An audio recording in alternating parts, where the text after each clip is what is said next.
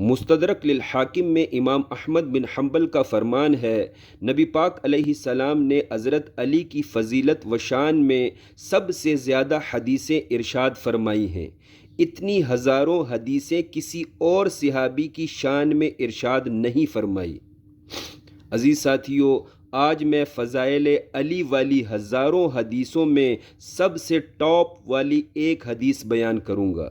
حدیث یہ ہے، ایک دفعہ حضرت علی سخت بیمار ہو گئے تو نبی پاک علیہ السلام نے حضرت علی کی بیمار پرسی کرتے ہوئے حضرت علی کو اتنی زیادہ عزت دی جو کسی کو نہ دی۔